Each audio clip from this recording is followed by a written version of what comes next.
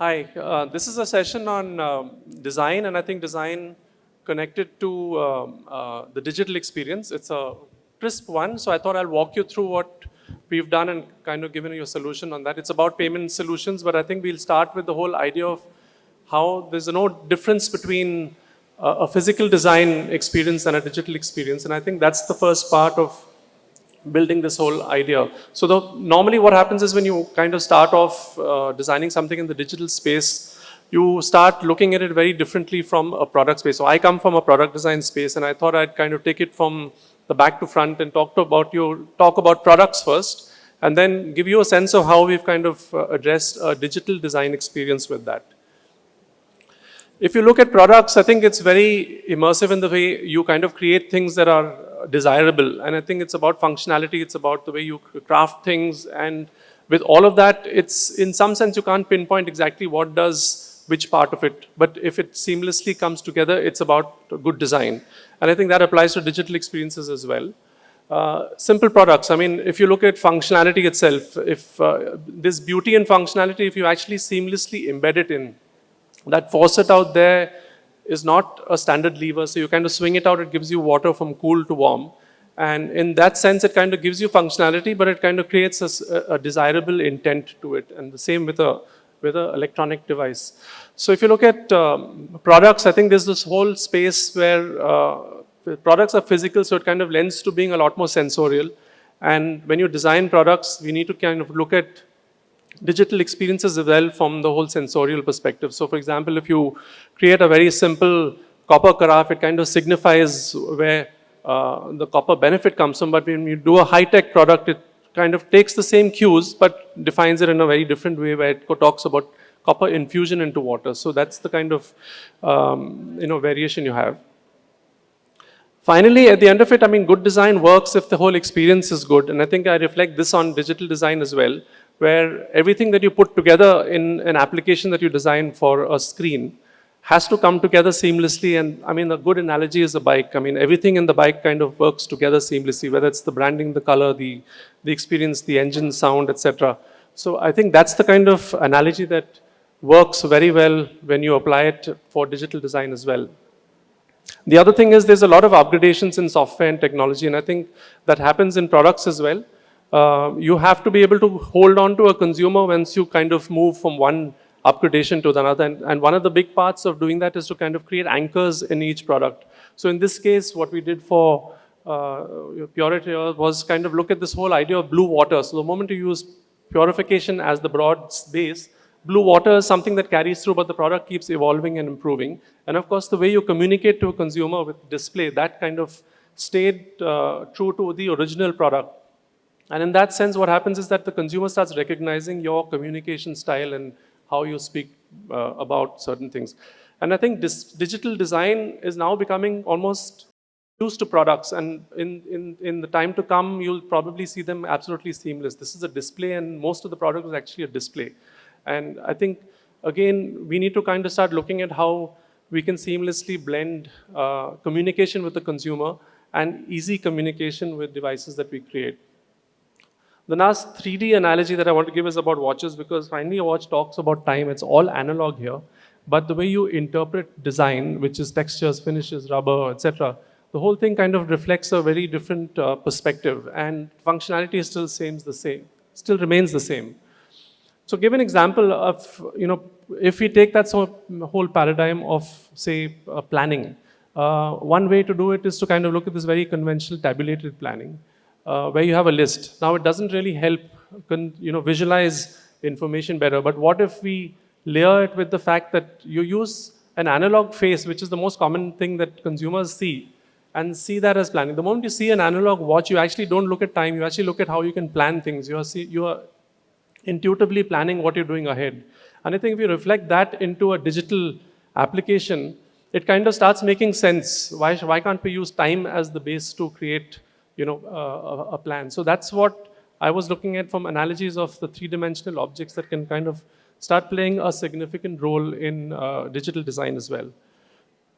So going to where we've kind of, reaching, the whole idea was to kind of talk about how these sensibilities kind of draw into one story that we've worked on. This is the Innoviti payment application South Sense, and what we've done on rethinking the whole payment application. I think this is the space that is currently very transactional, it's commoditized, you don't spend too much time thinking about how. But what we want to do is to kind of rethink that. The whole opportunity is to make it engaging as a platform. And by doing that, you actually start instilling a great amount of discovery with consumers. Consumers starts using it to engage better, and then obviously decision making is also far better. The other thing is today, consumers are cluttered with choice. There's immense choice, and how do you kind of filter that to make the right decisions? So it's about multifaceted payment systems. It's something that, if I look at it from a consumer standpoint, it's totally different types of payment solutions, but all put into one. But how do you kind of put that together in a very simplistic, seamless manner? And of course, finally, payment is about trust. Finally, what you do has to be able to build trust. And that's probably the most important part of whatever design experience you create for digital.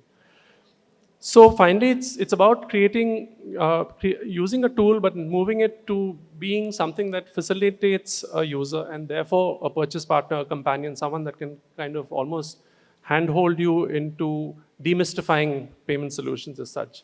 So one of the big parts of what I felt was important as well in this whole space is that I think in purchasing something, there's two experiences that you have. You have a physical and a digital experience that come together. You're buying an object and you're paying virtually. So I think that's something that we really wanted to bring alive seamlessly. And therefore, we brought this whole idea of being able to create a platform that is about discover and engage, and therefore create a very interesting way of almost distilling and organizing chaos that exists in terms of choice.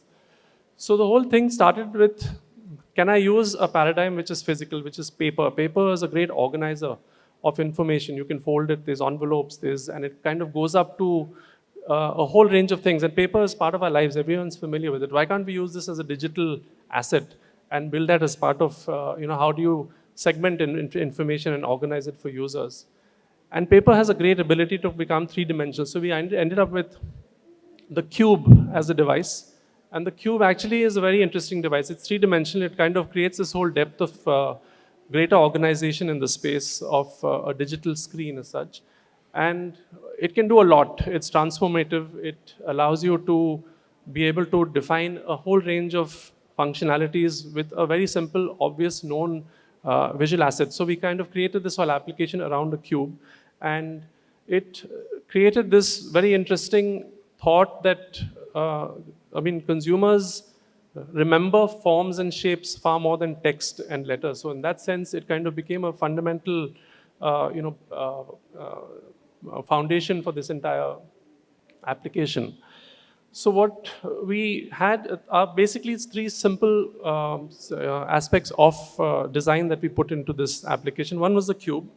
Cube gave this whole sense of multi-dimensional choice. And it was a tool that kind of allowed a user to get into any space of payment suggestions. And of course, moving to how do you kind of use that as the key asset that then drives consumers to come back to this application to explore.